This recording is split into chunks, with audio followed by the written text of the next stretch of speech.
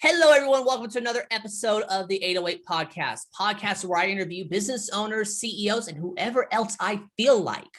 4 questions in 8 minutes and 8 seconds because 808 looks like Bob. And here we go. Question number 1, in a few sentences, tell us who you are and what do you do?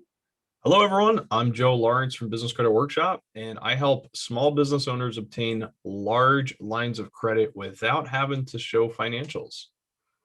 Love it there, Joe. Right to the point. Question number 2, what advice would you share? Go. There's a lot of information, obviously, that I would love to get into, but what I've decided to do is break this down to 2 simple steps for everyone that's looking to get funding for their business.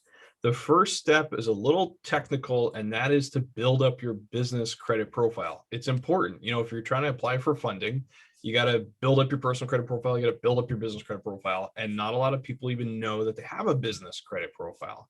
So one actionable, easy tip for you guys is go to NAV. It's NAV, and NAV is a platform that allows you to track and monitor your business credit scores, and it helps you boost up your business credit score. So that would be the first thing that I would encourage you guys to do when you're setting up your business in such a way that banks are going to lend to you. You want to either have a LLC or corporation set up.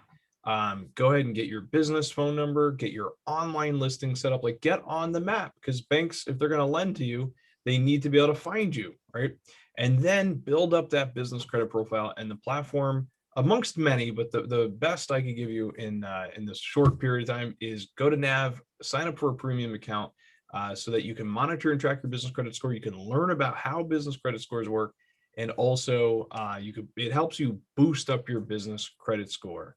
There's other vendors you could work with too, like other companies, not just NAV. Like I have business accounts, and I would encourage all my clients to get business accounts with like Home Depot or Staples or a local gas station like Exxon Mobil, whatever it is. If they offer commercial accounts and they report the payment history to the business credit profile, go ahead and go for it, because that's the whole goal. You want to boost up your business credit trade lines. So that's about half. That's the first step of 2 steps. And so, NAV, how much is that premium membership?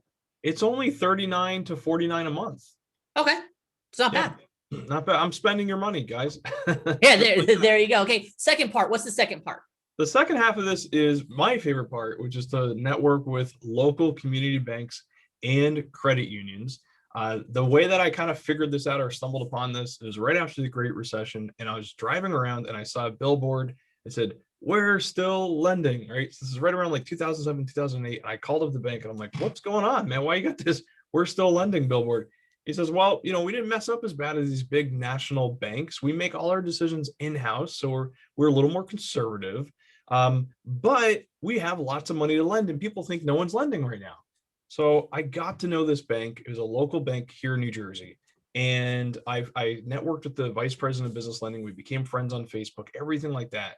And what I learned through this whole process, accidentally, is that when you have like an inside guy, at the bank who's advocating for your approval, who knows the underwriting process and everything like that, they're not magicians, but it can really help influence your ability to get approved. So go for those local community banks and credit unions. And if you want to write down a tip, it's very simple. When you're driving around and going about your day, make sure you jot down like the weird bank names, those weird banks with like one branch you never heard of before, because they're usually local community banks that lend their own money, which means they make their own decisions. So they have a lot of control over the decision-making process. Well, actually, that makes sense because obviously banks have finite amount of money. So there's only a certain amount they can lend out. Yeah. And so if you got the VP of whatever you said, who says, well, if you're going to choose between those two, choose that guy because I like him and he's got a great hat.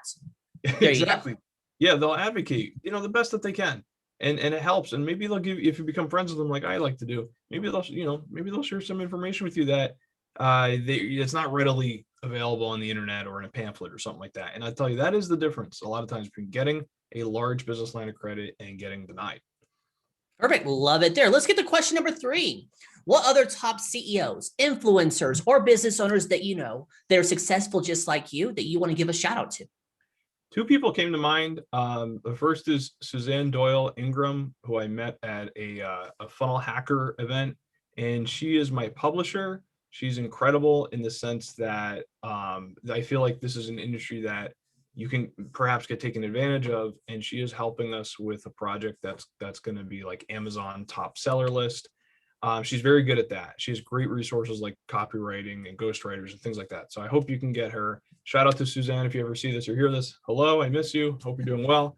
And then my other buddy, Christopher Goodson, he's another guy who came with me to some of these recent events. Has been a friend of mine for like 15 years, and he's a very successful real estate investor. He owns a lot of rental properties.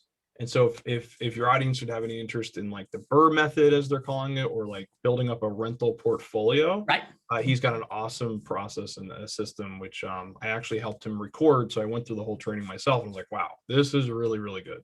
Awesome. I'll look them up there. So number 4, final fun question. Joe, tell me about your first sale.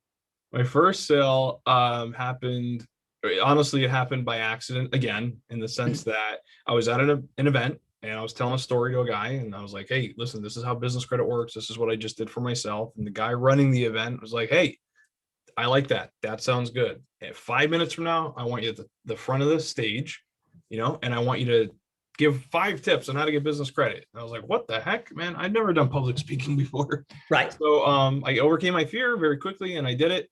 And a lot of people from that event signed up for something I hadn't even created yet. We just made it up out of thin air.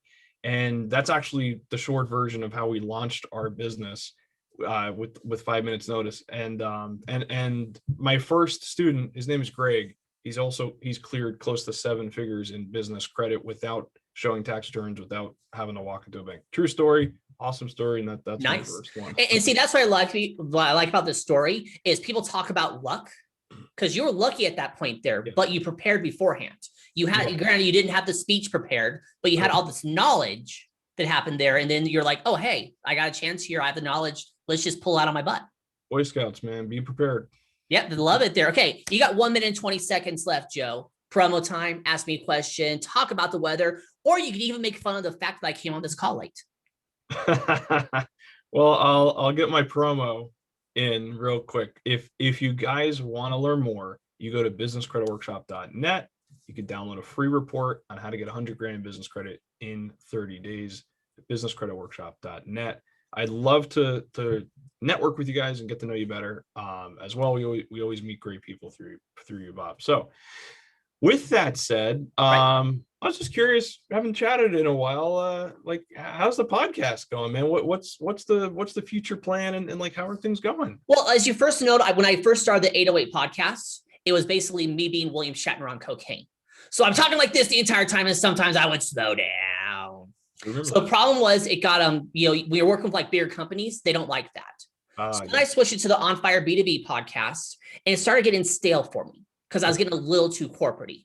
So then I'm like, now I'm going to take the 2 things, basically do a Dragon Ball Z fusion, and here we are. That's so cool. Here's what people say. They say, does this still, how's it working for you? If I've done 1,400 episodes, so it's either one of 3 things. I really, really enjoy doing them. They actually work, or I'm an idiot. It's one of those 3. Oh, and that is the time right there. So you pulled it off, Joe. 4 questions in 8 minutes and 8 seconds. Joe, why is it 8 minutes and 8 seconds? Because 808 looks like Bob. Exactly there. Your website, say it real quick. Businesscreditworkshop.net. In the description, it is magic. Joe, thank you so much for being on. Tip of the hat to you. Thank you, sir. You're welcome. And for everyone else watching or listening, I am legally required to tell you to like, share, comment, subscribe, thumbs up, ring the bell, whatever the heck the social media network tells you to do. You all have a wonderful day. Talk to you later. Bye.